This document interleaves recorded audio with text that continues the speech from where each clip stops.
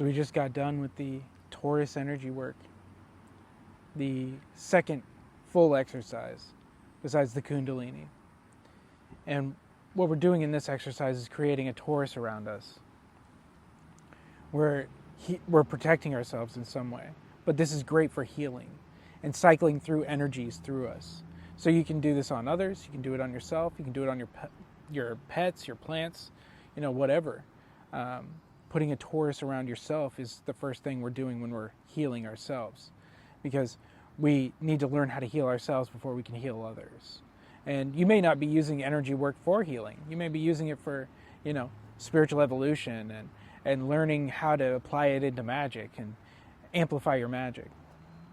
The torus is a giant circle that's always turning in on itself. So when I see the torus, I see a cylinder, more or less, that's rounded, and then through it is spiraling down a tornado, basically. And it's sending either energy through the top to the bottom or from the bottom to the top, and cycling energy out to the outer edges of it and dissipating it away. So, what are we doing here? We're connecting deeper with our energy and becoming aware of how to access these divine states. We're allowing ourselves to encase and enclose and protect ourselves fully from any external outside energy source. We're connecting deeper. We're allowing ourselves to be more aware. So, in energy work, how is this applicable? I mean, it's a great tool for evacuating energies. I've used this in channelings where I had to get a being out of another person when they were channeling, and they wanted that being out then, and I used this, but I used it in a different method. You're creating a tornado and pulling it through. It's almost like you're threading a needle and pulling the thread all the way through.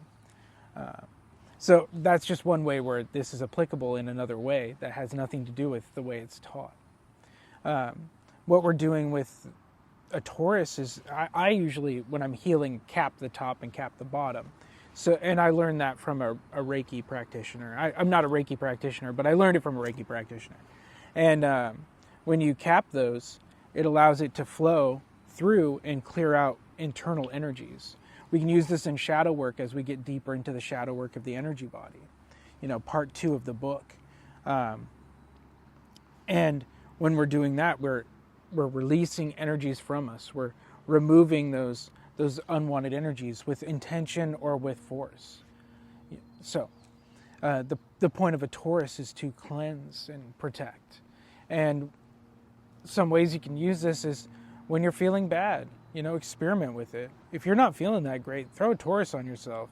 Sit with your energy body for a while and throw a torus on, and just set an intention. I'm clearing out energies of depression or energies of whatever is affecting me in some way, or some thoughts that are cycling through your mind, and send the energy down and through, and then cap the top. Just place energy on top and energy on the bottom, and it'll flow out to the outer edges.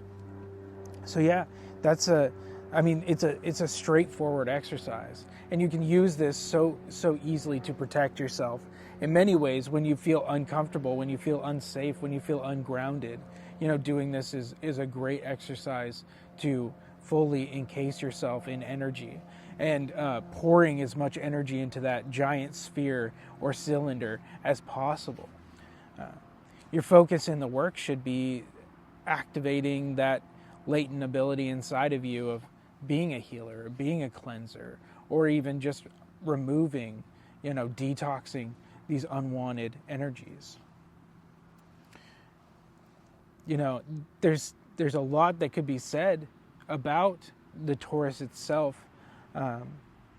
Someone explained the torus as a circle that was always turning in on itself in one of my classes. I look at it as a tesseract, the square that's always turning inward and always moving.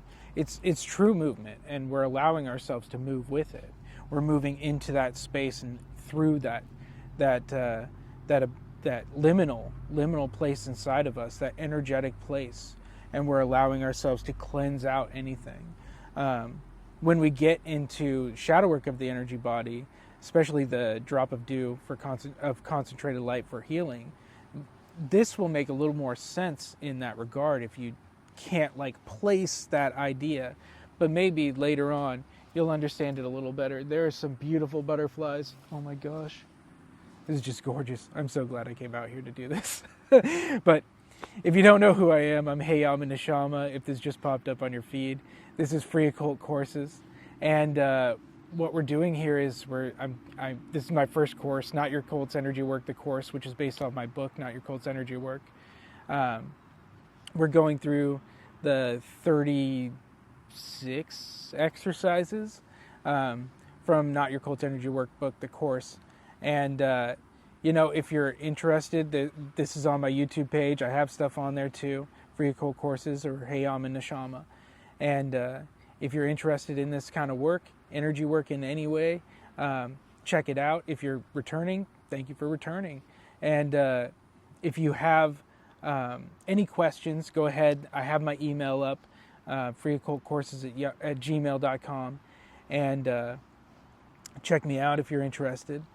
And call, you can always comment down below. I'll do my best to reply. If you have any, if these occult courses are free, so if you want to donate, there's donation links. There's a Buy Me a Coffee, and then there's one on my square if you don't feel comfortable with Buy Me a Coffee. And if you're interested, my website's hayamanishama.com, and I do. I sell stuff on Etsy. I sell my my readings. I do Lilith readings and scrying sessions, and I have a few other things up there that I've created. And also, I have my book for sale. If you don't want to buy it on Amazon, I'll ship it straight to you from my altar. And if you have Amazon Prime, you can get the book for the shipping for free. And there's also a PDF and ebook of it too. So there's many different platforms for it. And if you enjoy this, I hope you continue to work through these exercises, and I hope you find something that you're looking for and some way to apply it.